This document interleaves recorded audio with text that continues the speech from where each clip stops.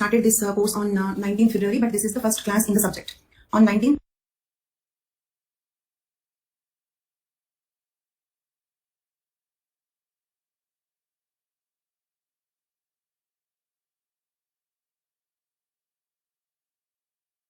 I have only taken the introductory class. Today is the first class in anthropology optional. So, okay. So before we proceed with the subject, first let me tell you some information about this course. This course I have started on 19th February, but I have taken only one introductory class. And syllabus I'm starting in today's class. Today is the first class technically. Okay. Then this course duration is totally 5 months, and it is 6 days per week, Sunday holiday, and each class duration is 2 hours. Okay, each class duration 2 hours. So everyday timings are from 3 to 5 p.m. Okay. Then thank you, Nilma Bhagat. If I teach in Hindi, you will run away. I will not teach in Hindi. कभी कभी comedy के लिए बात करती हूँ हिंदी में, पर subject तो नहीं बताती, नहीं टीच करती हिंदी में. Class in the morning that I will discuss. Okay. So fine. So these are the course details. You can make notes in between. Like, let me give you some more features of this course. This course includes 100% notes, 100% notes in the form of PDF. I think like you can download whatever slides. I'll project the content like this. If you can see this, I'll project the content like this. The same thing will be provided to you as notes. So you need not take, yes, I will use blank slide. So you need not take any running notes. In fact, I will even ask you not to take running notes, because when I'm teaching, I would like I want you to interact with me. Okay, keep thinking about the topics, keep understanding the topics, keep learning the topics. Okay, so you don't have to take running notes. I will project the slides like this. The same slides will be available to you. You can download them. Okay, so and this includes like 100% of the notes. You need no need of any reference textbooks, and no need of even writing the notes. This covers 100% syllabus. And it also covers more than 400 previous questions. Our classes and the notes covers more than 400 previous questions. Okay. So please use white so it's easy to take print out. White means, I think this is in white color only. So is this okay like this? Is it okay like this, suitable for the printouts? For 2021, okay, fine. So this is how I'll give you the notes. So the same thing I will explain, same thing you will get the PDF also. Right. Notes, total notes is hundreds of pages, but you will be downloading in each class. Okay, total notes is minimum 500 pages notes will be there. It covers total syllabus. Minimum 500 pages notes. And okay, so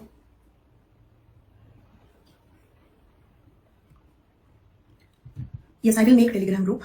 By tomorrow, I will let you know about those details. Telegram group and the tests, such details I'll let you know by tomorrow. Yes, same PDF I will teach you, same PDF you will get. Okay, so whatever I'm projecting here, as it is, same thing you will get. You can download the notes. You can download the notes. To enroll IGNO Anthropology MA, like see, to get jobs and all, no need. Moreover, the material is also much more than required for UPSC. It's too elaborate. To concise IGNO material into UPSC requirement itself, you will take 1 year. So either for UPSC preparation or for getting jobs, there is no need. If you are thinking only about qualification, you can definitely do MA in IGNO. Okay, so.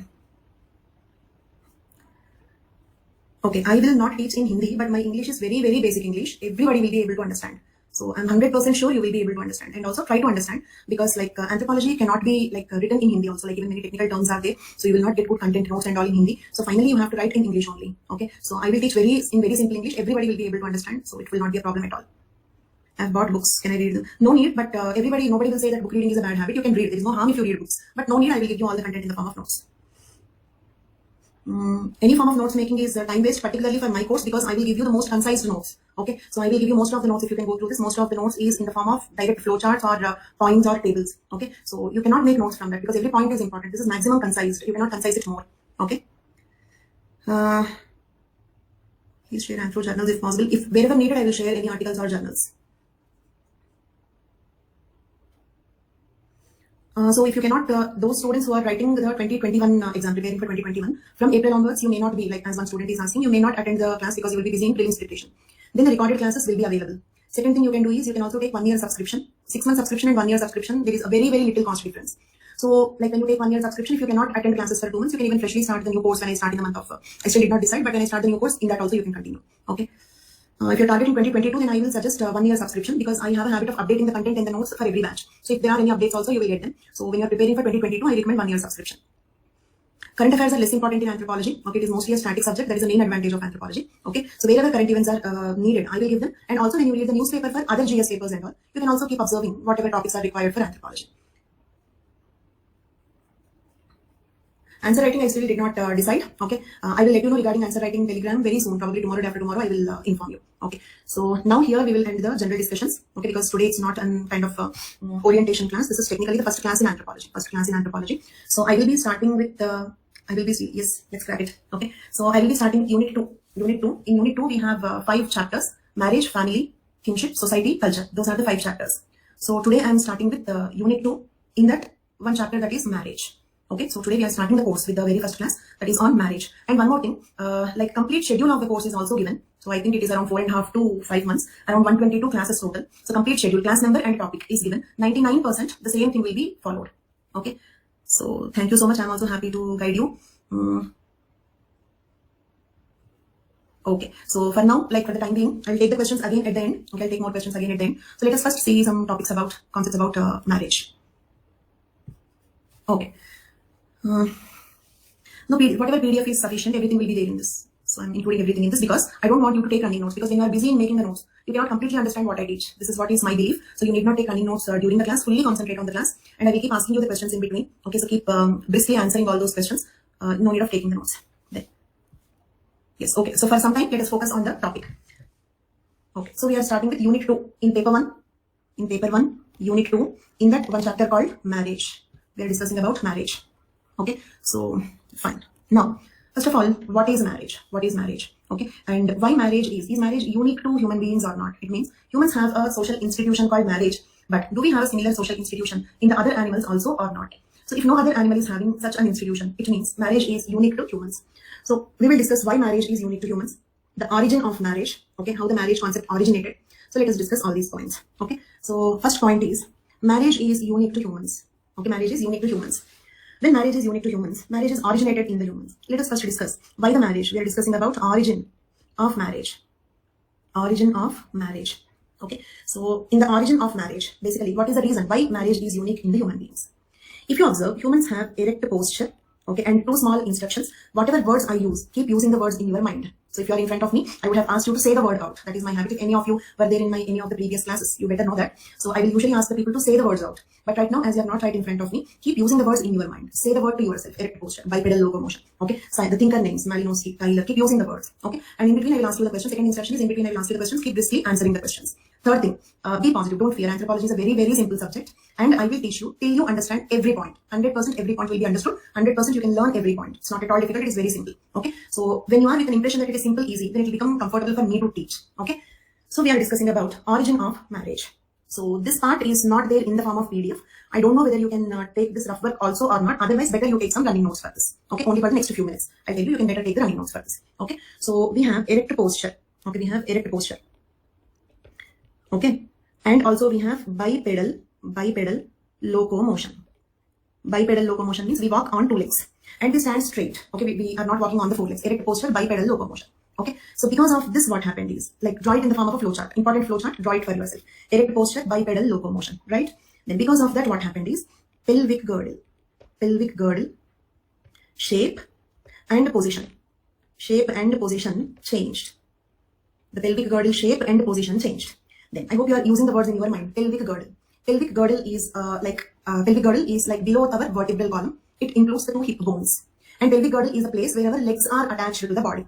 Okay. So pelvic girdle includes the 2 hip bones. This is a place where the legs are attached. Because of erect posture, what happened is the pelvic girdle's shape and position changed. Because of that, what happened is birth canal. What do you mean by birth canal? Birth canal means during the normal delivery, the route through which the baby comes out. Okay. The route through which the baby comes out during the normal delivery is called birth canal. Birth canal became narrow. I repeat, unlike the other animals who bend to the front and walk on 4 legs, we stand on 2 legs, erect posture. Because of that, our pelvic girdle, the region where we have the hip bones and the place where the legs are attached to the body. So that pelvic girdle position and the shape changed. Because of that, the birth canal became narrow. Okay. So can I remove this information? Okay. So because of that, what happened? Childbirth became difficult. As the birth canal became narrow, childbirth became difficult. Okay. Because of that, what happened? Is incompletely developed young ones are born. Incompletely developed young ones are born. It means what? If you observe, a dog's young one will start walking soon after the birth, isn't it? Maximum within 1 day, the dog's young one or the piglet, okay, the pig's young one, okay, will start walking soon after the birth, maximum within 1 day. But a human baby will start walking 1 year after the birth, right? So why? What is the reason? What is the reason? Because by 1 year, the baby's weight is around 9 kgs weight. 9 kgs large baby cannot pass through the narrow birth canal. Did you understand? Baby of 9 kgs weight cannot pass through the narrow birth canal. So what is the possibility? Giving birth to incompletely developed young one. Means what? Development happens after the birth. Development happens after the birth. After the birth, we will become capable of walking. After the birth, we will become capable of sitting, standing. Is it is? Okay. And a human baby will start speaking around 2.5 years later. And will become at least physically independent at an age of around 5 years. Okay. Means what? A dog's young one will become independent within few weeks. Maximum within 1 week, the mother will leave the babies. The young one will become independent on itself. But in the case of humans, at least for 5 to 6 years, the children are physically dependent on the parents. Is it clear? So as incompletely developed young ones are born, this leads to prolonged child care. Prolonged child or infant care. Is it clear? Okay. Where a dog's mother will take care of the young ones for a few weeks. Human mother should take care of the young ones at least for 5-6 years, and your parents are still taking care of you. Social dependence for the complete life. Physical dependence at least for 5 years. So prolonged child care. Okay. Because of that, what happened? Let us have a small recap. Step 1, erect posture. Okay. Because of that, what happened? Pelvic girdle shape and the position change. Because of that, birth canal became narrow. Because of that, childbirth became difficult. Because of that, smaller size baby should be born. So incompletely developed young ones are born. Because of that, development should happen after the birth. Means it led to prolonged child care. Okay. Now, let us suppose in the humans we have 9 months gestation period. 9 months gestation period. Gestation period means what? The duration of pregnancy. Okay. And at least 5 to 6 year child care, isn't it? Now think logically. If the human mother is busy for around 6 years in the child upbringing itself, then can the woman go for hunting? Is it possible for a pregnant lady, okay, or a lactating mother, or a mother with 1 or 2 year old leaving the baby in the forest and going for hunting? Because the most primitive mode of economy is hunting. Okay, in the beginning we were all like, the humans lived as hunters, so it's not possible for hunting. And in hunting, and all your answers are very right. Keep responding like that. Thank you so much for interacting. So for 5 to 6 years, she cannot go for hunting. And in the hunting gathering economy, there is no surplus. There are no savings. If they hunt the animal, they can eat. Otherwise, die out of hunger. That's all. So because of this, what happened is, women expected, write down if you want, women expected durable relation with man. Durable relation with man. Okay, means what? Like in the case of animals, this is not only for the reproduction, this is not only for the sexual mating. Women expected a long duration relation with man. Why? Because during pregnancy, during lactation, during the child care, the husband or the man, okay, still don't use the word husband because we are still discussing about origin of marriage. Okay, so the man can earn resources for her. Okay, so this is the reason why women expected a durable relation with man. Fine. So one characteristic feature of marriage came, that is durable relation with man. Okay. Now let us see from the man's side. Okay, women wanted a durable relation with man because she practically needs it. Okay. Prolonged child care, she cannot go for the hunting, so she wanted the man to hunt for her when she was taking care of the babies. Okay. So from the woman point of view, why marriage is important is understandable. Okay. But why man wanted marriage? I'm not speaking about sexual relation. Marriage is institutionalizing sexual relation. Sexual relation, childbirth, upbringing the children can be there in other animals also. I'm speaking about a particular social institution called marriage. So we understood why women wanted marriage. Now, why man wanted marriage? Okay, let us see the answer for that. Let us see the answer why man wanted marriage. Not fight for women or resources, to some extent, right? Okay, Sukriti, to some extent your answer is right. So from the man's point of view, what happened is, here, in the human beings, there is, write down if you want, in humans there is year-long sexuality.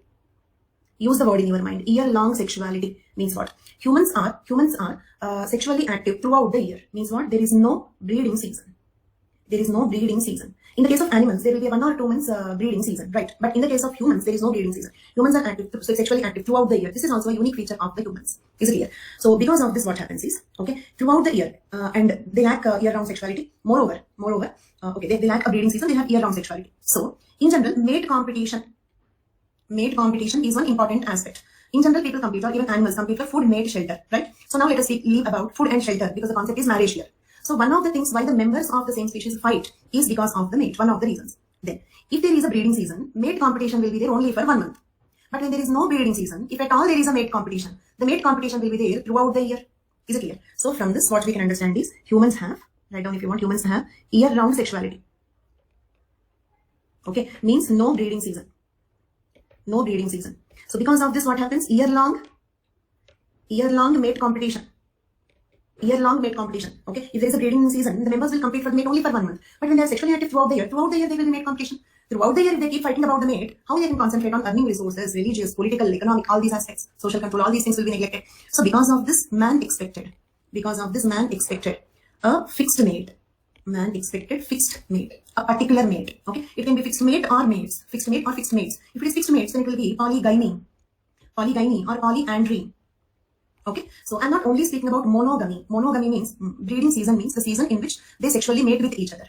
A season during which they are sexually active, the sexual hormones are produced. So that is called breeding season. Almost all in the plants also we have breeding season. We get different fruits and vegetables in certain seasons only.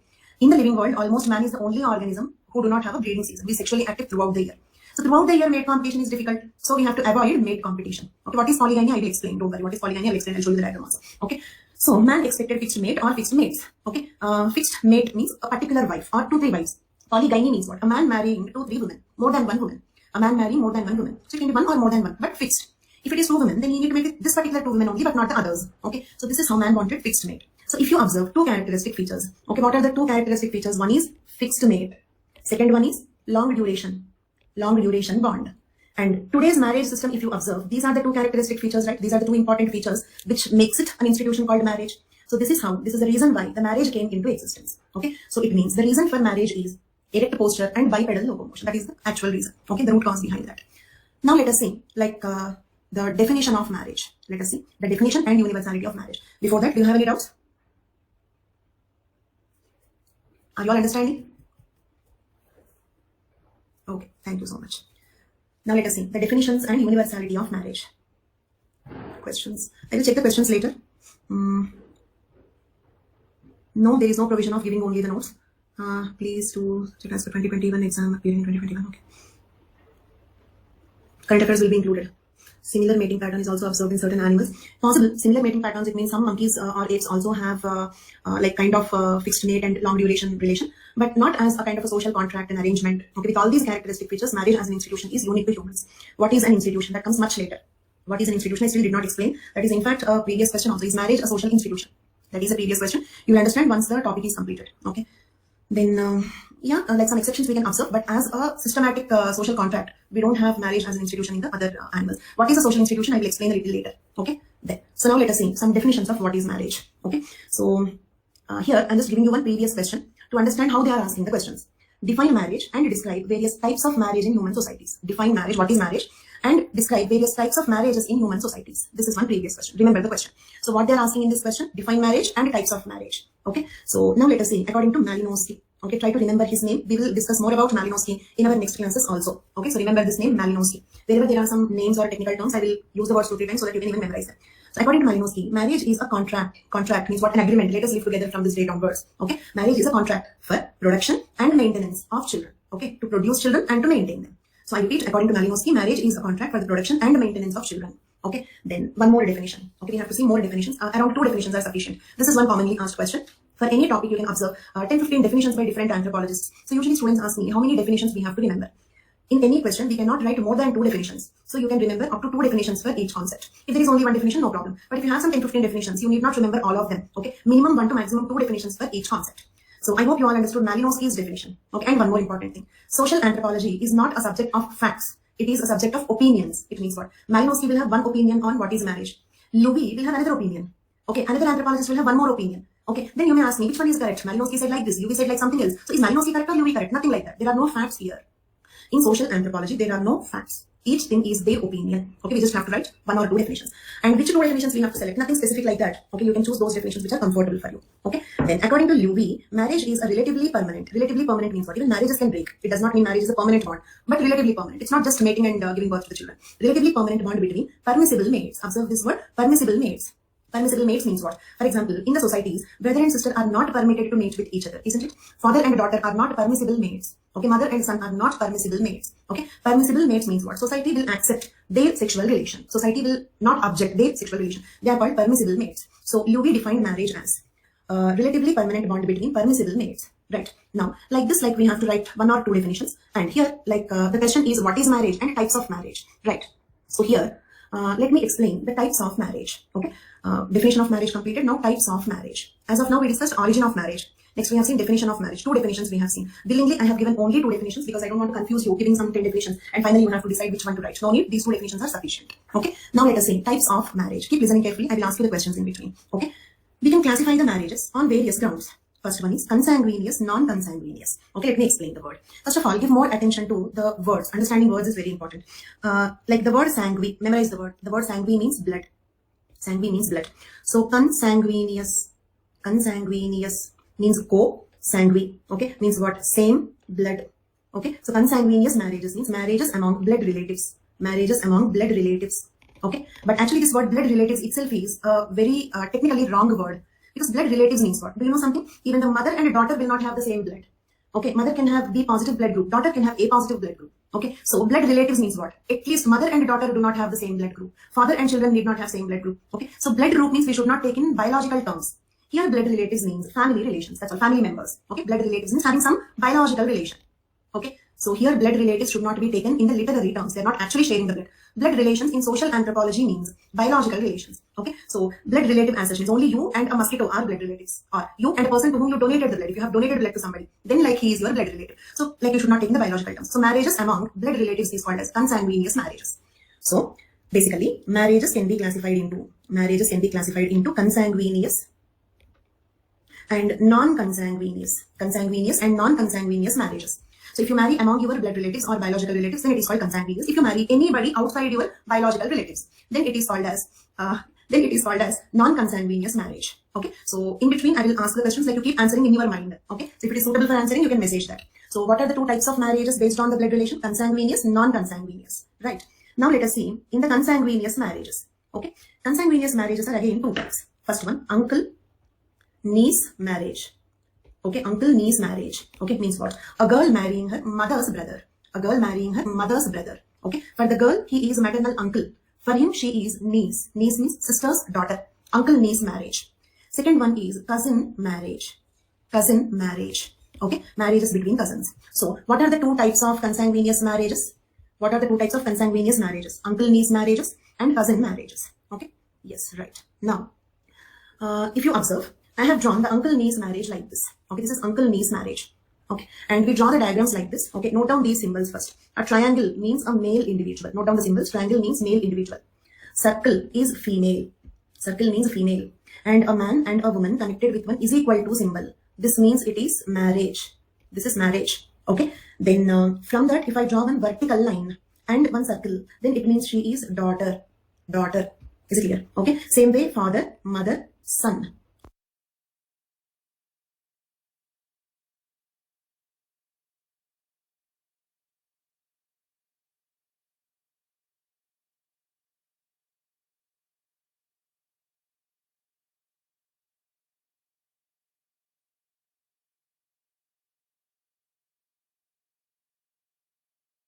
Okay, then now I hope you are taking the symbols. Triangle means male, circle is female. A triangle and a circle is equal to symbol marriage. A vertical line from that daughter, okay, like with a circle daughter, with a triangle son. Then if they have more than one child, okay, a father, mother, now look at here. They should be represented like this, brother and sister, brother and sister. Okay, so it means a brother and a sister should be represented like this. Okay, note this. A brother and sister should be represented like this. Okay, understood? Whereas a man, woman represented with is equal to symbol. This is marriage. This is brother and sister. Siblings should be represented like this. You should not confuse between these two. Otherwise, a brother and sister will become the wife and husband. Okay, wife and husband represented with is equal to. Okay, and is it stuck? You are able to hear me?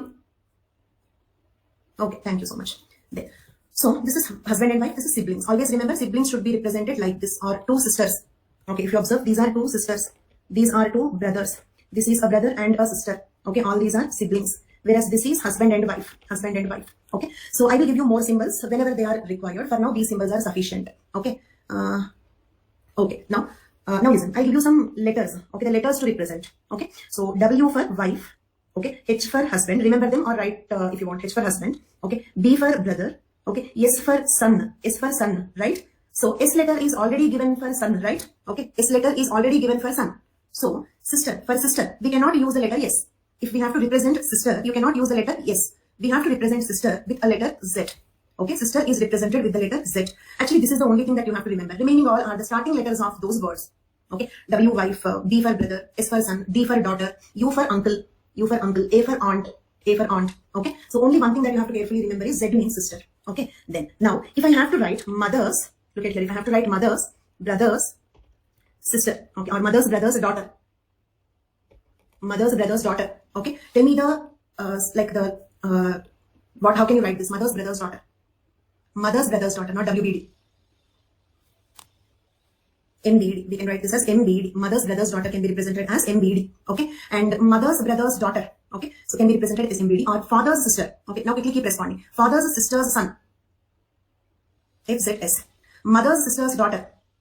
Mother's sister's daughter. Uncle. Uncle. And for cousin, we use the letter C. So remaining all letters are obvious. For cousin, C. This also try to remember. Remaining all letters are obvious. The only letter that you have to specially remember is for sister. Okay. Then we have to draw like this. If you want, write this down. Draw this down. Okay. So, and one more word I have to introduce. Okay. That is ego. Okay. Ego means, write down if you want, the person from whom the relations are traced. Ego means the person from whom the relations are traced. Means what? For example, if I say mother, whose mother? Your mother or my mother? Ego's mother. Did you understand? Or if I say mother's brother's daughter, but whose mother's brother's daughter? Ego's mother's brother's daughter. So ego is the hero of the discussion, the main person from whom the relations are being traced. For example, grandmother, GM grandmother. Whose grandmother? Ego's grandmother. Or daughter, whose daughter? Ego's daughter. Okay, so whatever relation we speak, we are speaking about whose relatives. Okay, so that main person is called as ego. Okay, remember this word is very important. We use this word several times. This is not psychology ego. Okay, this is anthropology ego. Done. Then usually ego is a male individual. Commonly ego is a male individual. Okay, but in matriarchal societies, ego is a female individual. Okay, this is very important point. Please remember that. Okay, in patriarchal societies where father is the owner of the property, okay, their ego is a male individual. In matriarchal societies, ego is a female. And if patriarchal is not mentioned, then also ego is male. Did you understand? Okay, if nothing is mentioned, then also ego is male. Can you repeat ego concept one more time? Sure, definitely. Okay, so ego is the person from whom the relations are traced.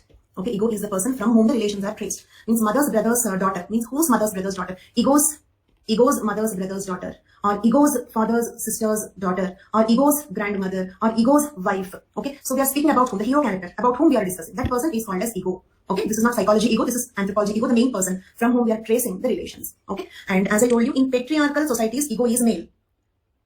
In patriarchal societies, ego is male. Okay, in matriarchal societies, ego is female. But in general also, ego is male. If matriarchal, patriarchal, nothing is mentioned, nothing is specified, then also ego is male. Why? Because most of the societies are patriarchal societies only. Most of the societies are patriarchal. Is it clear? Okay. So I hope you understood the ego concept. Now look at this diagram. Okay. So now look at here. So this man is ego. Okay. This man is ego. Okay. Now look at here. Ego's sister, isn't it? Ego's sister. Here I have written Z. Z means what? Sister. But whose sister? Not my sister, not your sister. This ego's sister. That is the meaning of the word ego. Right? Ego's sister, right? And her husband. And they had a daughter. So she is ZD. Means what for ego? She is sister's daughter.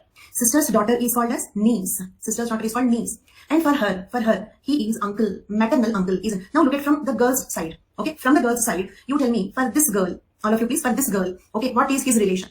For this girl, what is his relation? Uncle, mama, uncle. What is like he abbreviated as? Maternal uncle can be abbreviated as? Okay, mother's brother. Okay, so now ego's sister's daughter is marrying him. So this is called uncle niece marriage.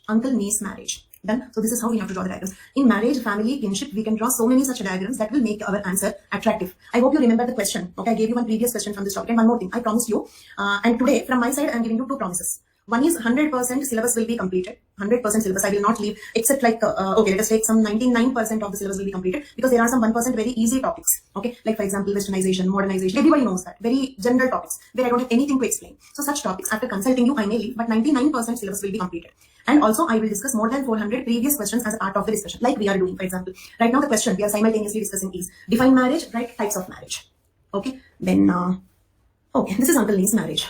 Abbreviations are sufficient. In the exam, one time you can write the full words, and when you repeat in the answer, you can use abbreviations. These symbols and abbreviations are standard. They are not personal abbreviations. Okay, we should not write our personal abbreviations. For example, if we have some personal shortcuts, that should not be written. But all these are standard abbreviations and standard symbols, so you can use them in the exam. Okay, so then you have to. These diagrams will fetch you more marks. Okay, now let us go for cousin marriages. I cannot understand relationships easily. Okay, first stop thinking that you cannot understand relations, then you will understand. Okay, because these things will act as inhibitions. You ask me, I will explain once again. But don't give instructions to your brain that I cannot understand this. This is difficult for me. Your innocent brain will just believe all those instructions. So don't give negative instructions to your brain. You will understand everything. You have to understand everything. That's all. Okay. And to understand relations, the only thing is you need a little concentration. That's all. Nothing more than that. For example, because you have asked. Okay, let us give you sufficient importance. So like here, ego is the hero character, and this hero's sister. I told you already, siblings should be represented like this. Okay, but don't write hero in the exam. Okay, then she is his sister, sister's husband, their daughter, sister's daughter. Ego is marrying sister's daughter. Okay, I'll give you one more technique. Okay, keep thinking about your relatives. For example, when I say sister, think about your sister's daughter. Okay, or your mother's brother. Okay, when I give you these relations, keep thinking about your own relations. Then you can understand them easily. More concentration, one instruction. Second instruction is keep thinking about your own relatives. Okay, next, cousin marriages. Who are cousins? Okay, look at here. Cousins means the children of siblings. Cousins are children of siblings. Means what? And you think about your cousins. You have some cousin brothers and sisters. Okay, you think about your own cousins. Then you will understand. So first, don't think that you cannot understand. Then second point, you keep thinking about your own relatives. Okay, so cousins. You will have cousins both from your mother side and father side, right? Okay, so let me use one word here. Matrilateral. Matrilateral. Keep using the words in your own mind. Okay, keep using the words, please. Follow that instruction. So matrilateral. Matri means what? Let us break the word and understand. Matri means mother. Lateral means side. Lateral side. Okay, so matrilateral means what? Mother side. Matrilateral means mother side. Okay, then quickly give me the word for father side. Quickly give the word for father side. Patrilateral. Okay, patrilateral. Remember this. So mother side cousins are called matrilateral cousins, and father side cousins are called as patrilateral cousins. Right? Basically, cousins means what? Children of the siblings. For example, you and your brother. Your children, your brother's children will become cousins. You and your brother are biological siblings. But your children, they're not biological siblings, but they will be called as cousins. Right? Then, in the cousins we have, okay, parallel cousins. Parallel cousins. Parallel cousins means what? Okay, two sisters' children. Okay, for example, two sisters' children. Okay, so let us suppose these are two sisters. Can I represent the two sisters like this? Okay, two sisters should be represented like this. Then let us suppose he is her husband. He is her husband. And they both had children, right? These two are cousins. Okay, these two are nothing but cousins. Okay, then so cousins are the children of the siblings. They can be the children of two brothers, children of two sisters, or children of a brother and a sister. Then the next word is parallel cousins. Parallel cousins. Parallel cousins means what? Children of two sisters, or children of two brothers. For example, if you are a boy, your children and your brother's children are called as parallel cousins. Parallel cousins. Okay. Then now tell me, in most of the societies, are parallel cousin marriages permitted or not? Are parallel cousin marriages permitted? No. Okay. We treat, like say for example, you treat your father's brother's children as your brothers and sisters. You consider them as unmarriable. They should not be married. They are not permissible mates in the definition that we have seen, right? So these are parallel cousins. And why they are called parallel cousins? If you observe, parallel lines will never meet with each other. Parallel lines just go on side by side, but they never meet with each other. Same way, two parallel cousins can never marry with each other. Therefore, they are called as parallel cousins, right? Then another word, cross cousins.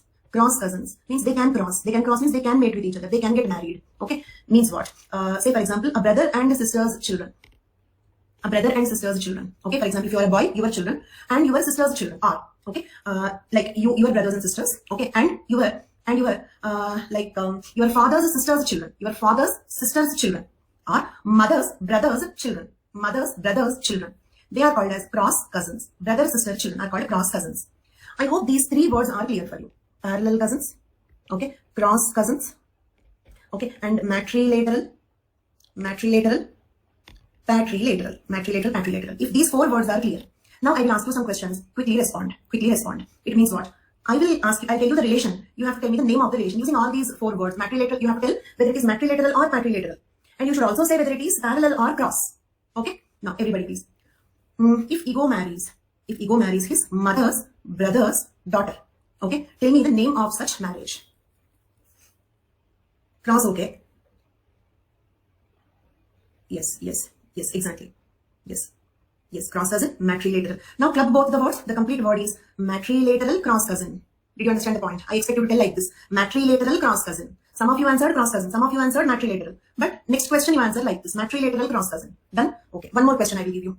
Ego married. Everybody please. Ego married. Father's sister's daughter. Father's sister's daughter. Such a marriage is called as patrilateral cross cousin marriage. Exactly. Patrilateral. Father side cross cousin marriage. Okay.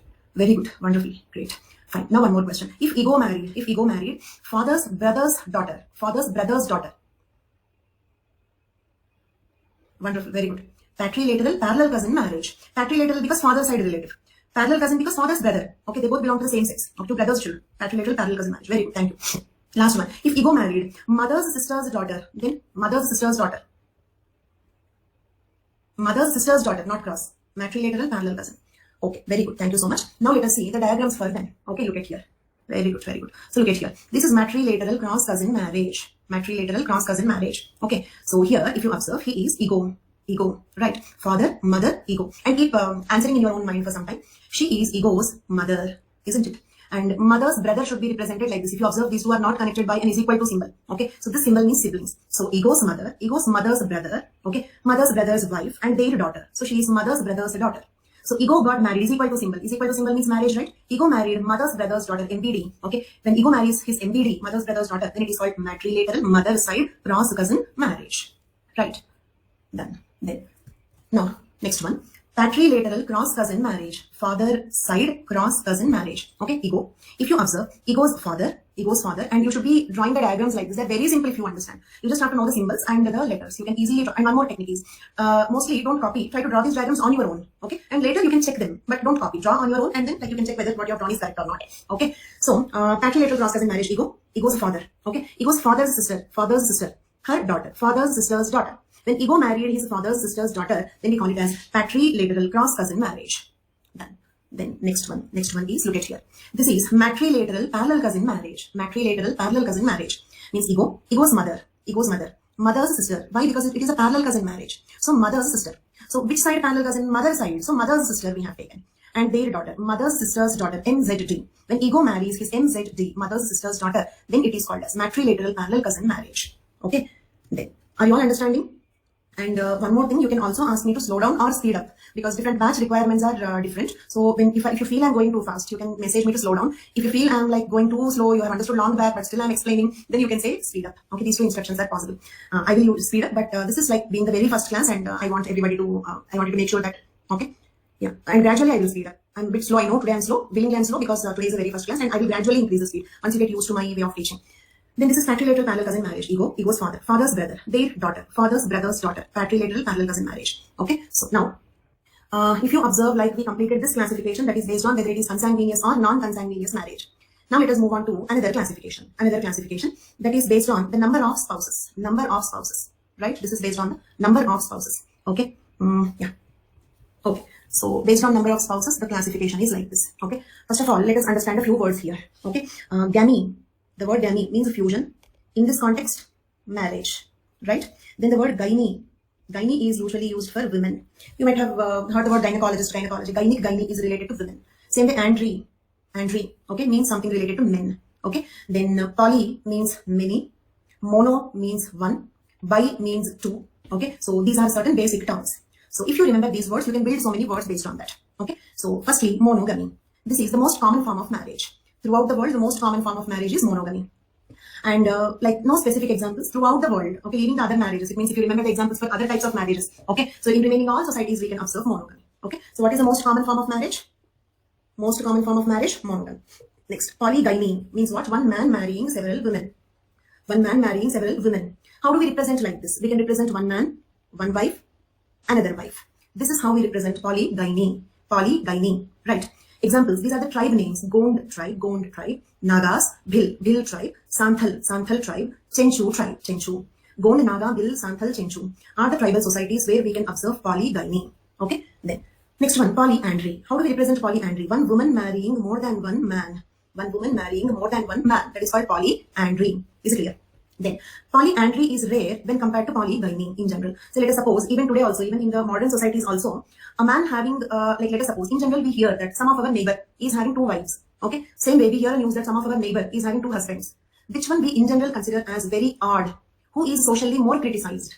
A woman having more husbands is socially more criticized, isn't it? Same way, let us suppose a son comes to know that his father is having an extramarital affair. He may not take it so seriously. Of course, he will take it seriously, but just imagine if he comes to know that his mother is having some extramarital relation or a second husband, he cannot tolerate. Is it clear? So it means presently, legally when you take, all forms of polygamy are banned. Okay, they are punishable. Okay, but socially when you take, polygyny is taken considerably easy when compared to polyandry. So reason, like what do you think is the reason why polyandry is rare, while polygyny is little more common comparatively? Reason is, in polyandry, let us suppose patriarchy, okay. In polyandry, let us suppose like if a wife is having two husbands, okay, then let us suppose a wife is having two husbands.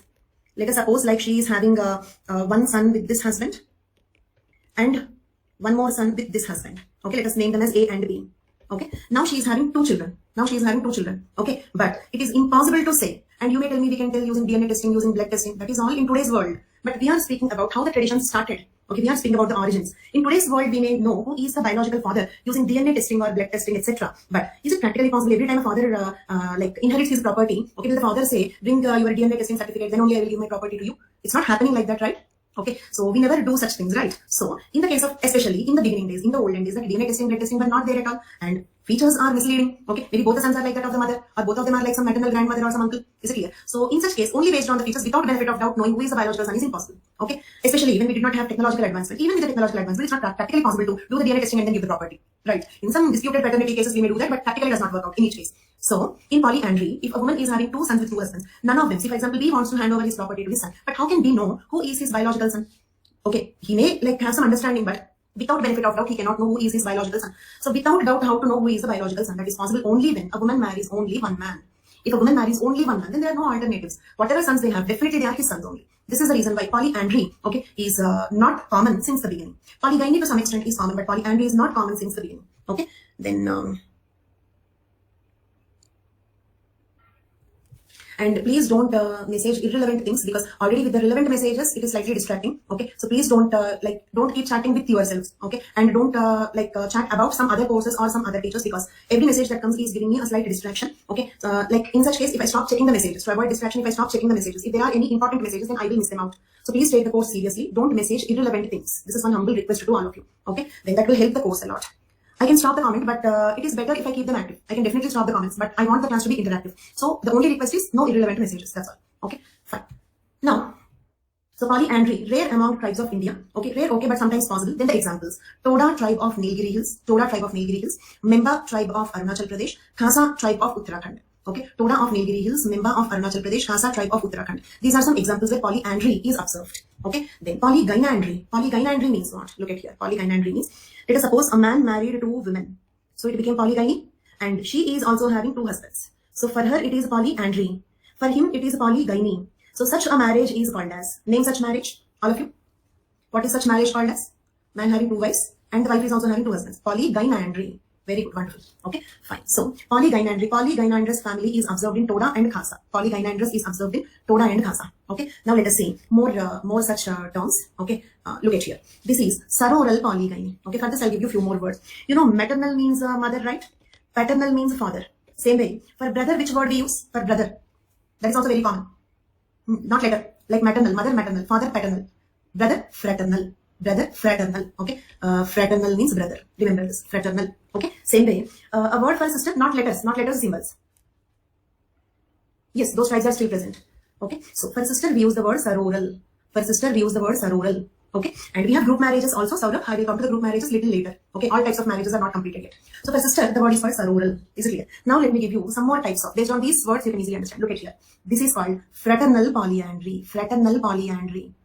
Okay. Why this is called fraternal polyandry? These are three brothers. Look at here. Siblings are represented like this. Any symbols use and keep such a connection, then it is siblings. So here these are three brothers. Three brothers married to one woman. Like say for example, we have the case of Draupadi in Mahabharata. She married 5 Pandavas. She married, right? Okay. So that is how that is an example for fraternal polyandry. Okay. Yes, she married Pandavas. That is fraternal polyandry. Okay. And Rama Sita, monogamy. Is it clear? Like the ideal is for monogamy, right? Then this is non-fraternal polyandry. Means what? Marrying more than one man, okay, but they are not brothers. More men, but they are not brothers. Look at here, 1, 2, 3. For all of them together, I have taken a bracket. All of them are married to this woman. All of them are married to this woman. This is called as non-fraternal polyandry. They are not brothers. Okay. Same way, one more question. If a man marries, question I want you all to answer, please. If a man marries 2, 3 sisters, okay, 2, 3 sisters. Say for example, like this, a man married 3 sisters. Then that is called as, this marriage is called as sororal polygyny. Sororal polygyny. Very good. Okay. Then same way, if a man marries 3 women who are not sisters, non-sororal polygyny. Okay, let us see those diagrams also. Okay, look at here. And this is another rare case, but happened. Okay, so this is called familial polyandry. Familial polyandry, not sororal, not fraternal, familial. Okay, in the family, familial polyandry. If you observe, okay, look at here. This woman is married to father and son both. This woman is married to father and son both. Rare cases, but not impossible. Found in some very primitive tribal communities. Okay, so this is called familial polyandry. Female married to father and son, but he is not her biological son. If you observe, he is not born to her. he is having another wife, he is a son with the other wife. Okay, so this is called as a familial polyandry. So as of now we have seen fraternal polyandry, non-fraternal polyandry. Okay, then this is familial polyandry. Okay, then this is sororal polygyny. Sororal polygyny. Okay, then okay, sororal polygyny. This is non-sororal polygyny. Non-sororal polygyny, right? Familial polyandry. Okay, so a woman married a man. Okay, and he is having another wife also. Okay, and a woman marrying, like one of the words used in the messages, a woman is marrying a man, and also at the same time she is also marrying her stepson. Okay, so woman married to father and also his son. He is not her son, but woman marrying a man and his son. It is called familial polyandry. Familial polyandry. Done. Okay. Now this is sororal polygyny and non-sororal polygyny. Non-sororal polygyny. Okay. Then I'll give you a few more concepts. Look at here. We have another concept called levirate marriage. We have another concept called as levirate marriage. Levirate marriage means, let us suppose a woman, okay, a woman got married to a man, okay, then unfortunately this man died, then she is marrying his brother. Is it clear? Like fraternal polyandry only, they both are brothers, but not at a time. This man died, then she married to another man. Okay, so I repeat once again, levirate marriage. Levirate. Okay, so yes, widow remarriage, but widow is remarrying whom? Her husband's brother only, not outside the family. That is called as levirate marriage. Okay, it happened in ancient history, not a very ancient history also, even in many contemporary societies also it is in practice. Brother and her husband, but not at a time. Okay, not at a time. Okay, so yes, now also it does happen in some tribal communities. Okay, then like say here, so like just like fraternal only. Okay, marrying two brothers, but after one person died. If she kills and marry, okay, no violence in the class, please, no violent doubts. Okay, only polite doubts, no violent doubts. Then so, and remember his name and be careful with that person. Okay, so this is called as levirate marriage. Done. Then so symbols. What symbols? I explained you all the symbols. Okay, yeah, circle. Sorry, very sorry. This is not a gay marriage, circle only. Okay, forgot. Fine. So coming back to the concept, so this is called levirate marriage. And so okay, one question, all of you answer this please. Is I'll create a poll. Levirate marriage is a fraternal polyandry. True or false? Levirate marriage is a fraternal polyandry. Levirate marriage is a fraternal polyandry. Okay, so 59% said yes, 60% of you said yes. Okay, so it is a fraternal polyandry, but in this case we use a special word called as serial. Okay, serial polyandry. We can also call this a serial polyandry. Serial polyandry means what? One after the other, in series, one after the other. That is called as serial polyandry. Okay, and serial polyandry can also be called as serial monogamy. Word also can be used here. Serial monogamy word also can be used here. Why this can be called as serial monogamy? Because at a given point of time she is having only one husband. At a given point of time only one husband. So therefore serial monogamy. One monogamy, later one more monogamy, later one more monogamy, like that. This can also be called as serial polyandry. Word is also correct because if you see on the whole it is polyandry only. So levirate marriage can be called as fraternal polyandry, serial fraternal polyandry, or serial monogamy. These are all the different words. Okay. Now same way. One more concept. Look at here. Here a man married to two sisters. This is sororal polygyny. Okay, you have already answered the sororal polygyny, but not at a time. After she died, he did not kill her. She only died after she died. Okay, then he married his sister. Okay, two wives. Both of them are sisters, but not both of them at a time. Okay, after the wife died, then he married her sister. And I'll tell you one small example for this. Like in many movies or in the families also, if you observe, in general in the marriages, whenever say let us suppose elder sister is getting married, there are certain rituals like when the elder sister is getting married, the younger sister will play some jokes with the elder sister's husband, isn't it? Okay, we have that Jiju, yes. Okay, so we have one such famous song also, famous movie song also. So that is because of that joking relation between them. The joking relation between them is because traditionally they were possible mates. Possible mate does not mean they should definitely marry in future. Not like that. They're possible mates or permissible mates. Is it clear? So for example, when the wife dies, if the man marries her sister, it will not be considered, it will not be criticized much by the society. They are permissible mates. Okay. For example, if a man marries his own sister, then the society will object that, criticize that, will see the man as an odd man out. But if he marries his wife's sister, that is not socially objected. Means what? They are permissible mates. That is the reason why they have joking relation. Okay. In many languages, the word used for cross cousin, okay, and sister's husband are also the same. Cross cousin, sister's husband. In many languages, I don't know all Indian languages. So in many languages, or at least in my language, I'm a Telugu speaker, I'm from Hyderabad. Okay. So in my language, the word used for cross cousin and the sister's husband, they both are the same, right? Then so if you observe for polyandry, okay, for if you have two words here, levirate and fraternal, isn't it? Levirate and fraternal. Okay, now all of you answer this. If a woman marries more brothers, 2-3 brothers, after the death of husband dies, then she marries the husband's brother. Then which word we use? Levirate. Wonderful, wonderful, very good. Okay. Then at a time, brothers, Draupadi's case, fraternal. So for polyandry, like this, we have two different words, isn't it? We have two different words. But for polygyny, did you notice? For polygyny, there is no special word for marrying the sisters after the death of one sister. Okay, it means what? It means what? Look at here. Man marrying two sisters after her death, or man marrying two sisters at a time. Both are called as sororal polygyny only. We don't have a separate word for that. But for fraternal, we have a separate word for that. Okay, so remember that point. So I think we have completed sororal polygyny. Okay, monogamy, polygyny, polyandry, polygynandry. Then we have seen sororal polygyny, non-sororal polygyny, fraternal polyandry. Okay, one more word. Fraternal polyandry is also called as adelphic polyandry. Adelphic polyandry, they both mean the same. Fraternal polyandry is also called as adelphic polyandry. Okay, same way, serial monogamy or serial polygyny or serial polyandry. Okay, so this is another word: serial polygyny, serial polyandry, or serial monogamy. Okay, at a time only one marriage, at a time only one spouse. Okay, then we have seen the diagrams. Then now let us see. Okay, so I hope all of you are understanding. There are a few questions here. Let me just take a few questions. Okay. How did matriarchal setup come into picture? Then we will discuss that. Matriarchy. Actually, some anthropologists feel that matriarchy came first. Okay. So some anthropologists feel that matriarchy came first because we have a saying: mother is reality, father is belief. Mother will tell who is the father. Is it clear? Mother is obvious parent. Okay, there is witness of she giving birth to that particular child. Okay, but who is the father? That is only belief. Mother tells who is the father. So we have a social saying: mother is truth, father is belief. Okay, mother is obvious parent. Okay, so even in the case of polygyny, okay, if they have some 3-4 children, every woman definitely knows who is her child. But in the case of polyandry, okay, if a woman is having 2-3 husbands, a man cannot know who is his child. So from this, what we can understand is mother is obvious parent. So some anthropologists feel that matriarchy came first. There was more importance to mothers. Okay, and then like patriarchy came into existence. How patriarchy came into existence is the right question instead of how matriarchy came into existence. That is obvious. Then patriarchy came into existence because physically man is a powerful gender. Okay, physically man is a powerful gender, and also not having certain biological constraints like menstruation, childbirth, lactation. All such physical constraints are not there, isn't it? Okay, for example, a woman cannot hunt throughout the life, but a man can hunt throughout the life. Is it clear? Okay, so there are no gaps like pregnancy, lactation, menstruation. So comfortable and stronger gender. So when there was a competition between man and woman for authority, then definitely it became patriarchy. Okay, it means what? When private property came into existence, then when mother and father both fight for the authority on the property, then obviously fathers, that is males, won that particular competition. So patriarchy persisted, but originally it was matriarchy according to some anthropologists. Okay, but actually these are all assumptions. We really do not know. Okay, which system started first, whether it is matriarchy or patriarchy, we don't know. There is a reason why I say this social anthropology is a subject of opinions, views. We don't have facts. Even if we have facts, we don't know them. Okay. Okay. So now let us see a few more points. Monogamy is the most favorite form of marriage. Robert H. Lewey, okay, R.H. Lewey or Robert H. Lewey, in his book Primitive Society. Remember the name of the thinker, Robert H. Lewey, and the book name Primitive Society.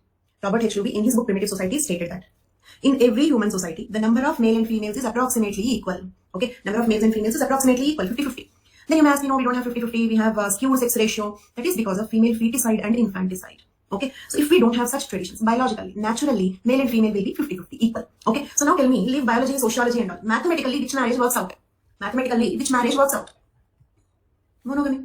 Okay, because equal number of males and females. Then let us suppose if every man should go for 2 marriages, the number of women should be double the number of the men, isn't it? But is it really like that? No, not like that. So it is impossible that every man can get 2 wives. Getting 1 wife itself is becoming difficult these days because of the skewed sex ratio. So everyone cannot get 2 wives. Is it clear? Okay. So therefore, numerically, mathematically, the only marriage that works out is monogamy. That is what R.H. Lewey is saying in his book called Primitive Society. In every human society, number of male and female is approximately equal. So therefore, hence, except monogamy, all forms of marriages are socially and culturally constructed. Constructed means what? Made artificially. Is it clear? Naturally, marriage is monogamy. In a society, if you have polygyny or polyandry, they are all made up. As Abhay is saying, they are all made up, constructed, artificially made. They're not natural. Okay? So they are possible due to some cultural or economic. Okay? Economic reason means what? Let us suppose we have patriarchy.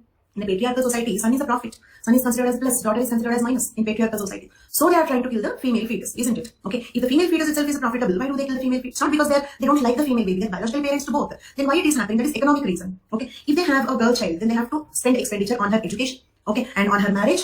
Okay, dowry and all that, marriage payments. Okay, these days, even if the people in some cases, though they are not taking dowry as in the form of a cash, they are just saying we don't want dowry, but the marriage should be celebrated as a grand occasion. Okay, so from my side, some 2,000 people will come. Okay, so some grand occasion. So that itself will cost some 15-20 lakhs. So marriage expenditure, education expenditure. Okay, and after all that, she will go to some other family. She cannot even take the responsibility of the parents when they are in the old age. If the husband permits, then they should come home. Is it clear? So for this reason, for economic reasons, woman is considered as minus, not biological reason. Is it clear? Biologically, both are important, right? So it is economy, okay, which is responsible for a decrease in the number of females, right? So the reason behind lesser number of females is economy, not biology. Okay, so it means what? Let us suppose, okay, one more question, all of you please. Then the number of women is less, number of women less, number of men more. Then tell me which marriage is possible. Number of women.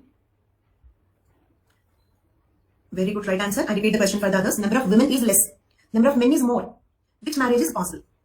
Wonderful, polyandry. Okay, so let us suppose due to economic reasons, the female is considered as a minus, so therefore female feticide. Female feticide leads to lesser number of women, means more number of men. Because of that, polyandry. So polyandry is economically constructed. Polyandry is economically constructed. True or false? Participate in this poll. Polyandry is economically constructed. 99%, 90%. Very good. Okay. So this is how, according to RHUV, in his book Primitive Society, in every human society, the number of male and female is approximately equal. Hence, except monogamy, all forms of marriage are socially and economically or culturally constructed. Okay. Then, in hunting-gathering economy, husbands need to work more for fulfilling the needs in the case of polygyny. In the case of hunting-gathering economy, as I told you, like women cannot go for hunting during pregnancy, during lactation, during the child care. So in all these situations, man should hunt for the wife.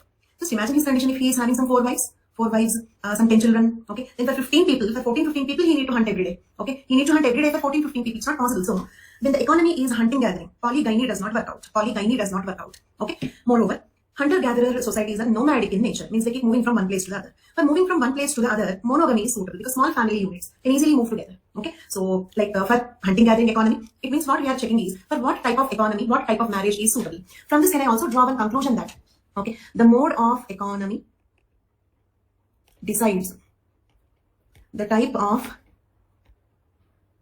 marriage. Mode of economy decides the type of marriage. Okay, true or false? Mode of economy decides the type of marriage.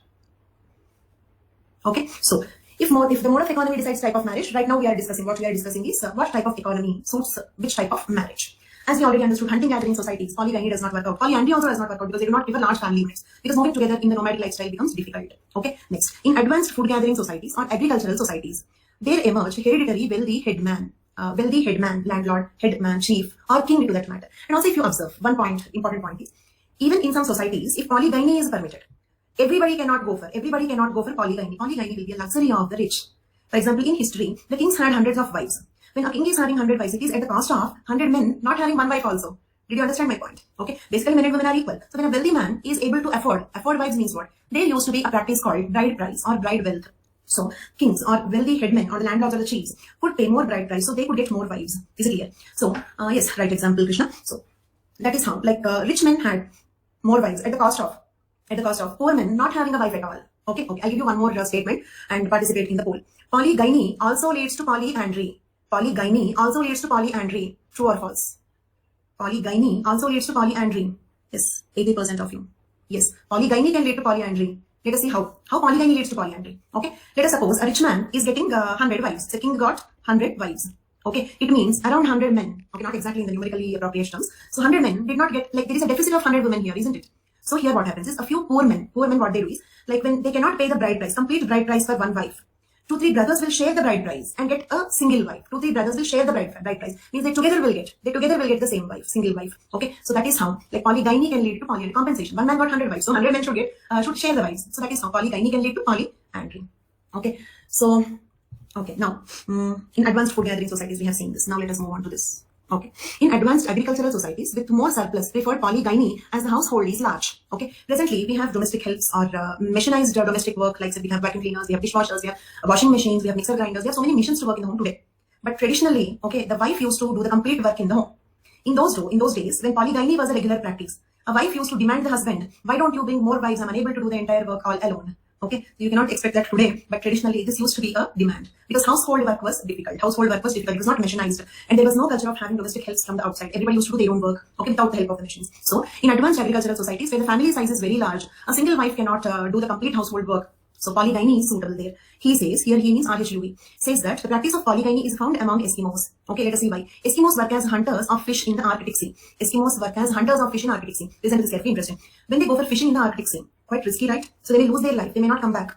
So, Eskimos who work as hunters of fish in the Arctic Sea, they have more male mortality. Male mortality, okay, means what? The male's number will decrease, women number will increase. More women than the men, okay. This reduces the male population. Thus, polygyny becomes numerically possible.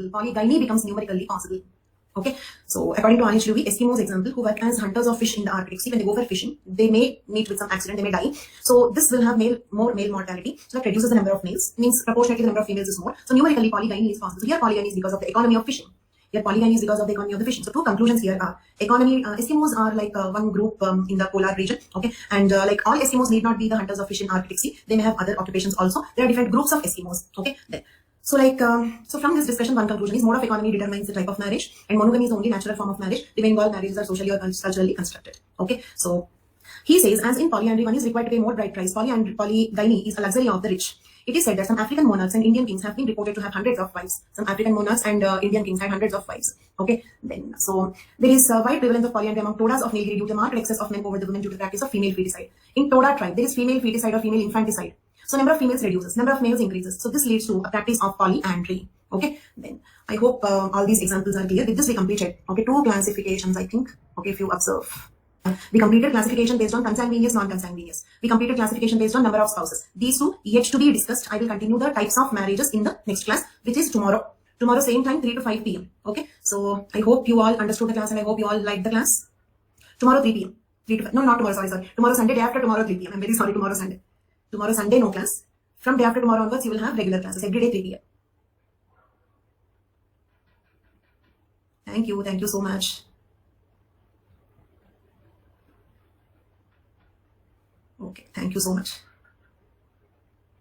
And like this, for 100% of the syllabus, almost 100%. So some 1% topics which are very easy, nothing to explain. Those topics I may leave. 99% syllabus will be covered in the class. 400 plus previous questions will be discussed. Okay, and so the cost for 6 months subscription is around 6 months subscription is 22,500 and like you can use the referral code my name Himabindu. Okay, if you join with my referral code HIMABINDU, you will get 10% discount and personal mentorship. Okay, and 6 months subscription 22,500. If you have time, if you're writing 2022 and all, I prefer 1 year subscription 27,500. After discount it is some 24,750.